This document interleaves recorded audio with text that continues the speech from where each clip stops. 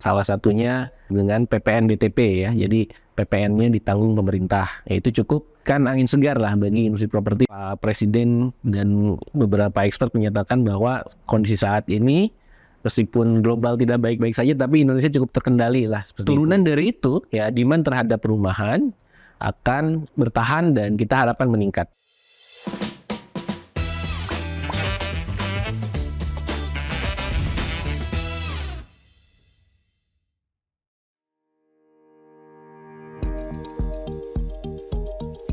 Tahun 2023 tentunya belum terlepas ya dari pandemi COVID yang 3 tahun terakhir ya kita rasakan gitu. Jadi kondisi properti itu pada tahun 2020 sangat drop sekali ya, bahkan sampai 80%.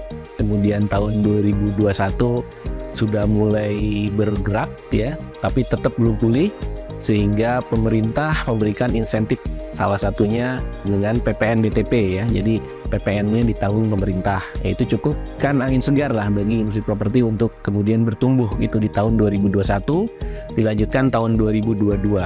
Itu terus mengalami pertumbuhan.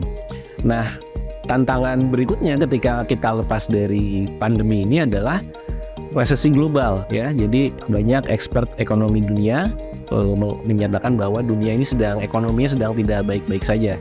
Dan di beberapa negara, terutama di Eropa dan Amerika Selatan kan mengalami inflasi yang luar biasa. Dan alhamdulillah di Indonesia, Pak Presiden dan beberapa expert menyatakan bahwa kondisi saat ini meskipun global tidak baik-baik saja, tapi Indonesia cukup terkendali lah seperti itu ya. Jadi tren pertumbuhan di 2022 akan tetap berlangsung di tahun 2023, meskipun dengan beberapa catatan ancaman dari ekonomi global. Kalau misalkan Indonesia bisa terlepas dari itu ya, makro Indonesia bisa stabil, tentunya itu akan menggerakkan sektor-sektor real ya, dan turunan dari itu ya demand terhadap perumahan akan bertahan dan kita harapkan meningkat. Nah, tentunya itu dengan kondisi-kondisi yang harus kita pertahankan dari sisi makroekonomi. Apabila ada gangguan-gangguan ya tentunya kan kalau properti itu adalah demand turunan dari sektor-sektor lain. Kalau misalkan dulu booming pertambangan ya, kemudian uang yang beredar di masyarakat banyak begitu, masyarakat berbelanja properti, nah maka sektor propertinya bertumbuh gitu.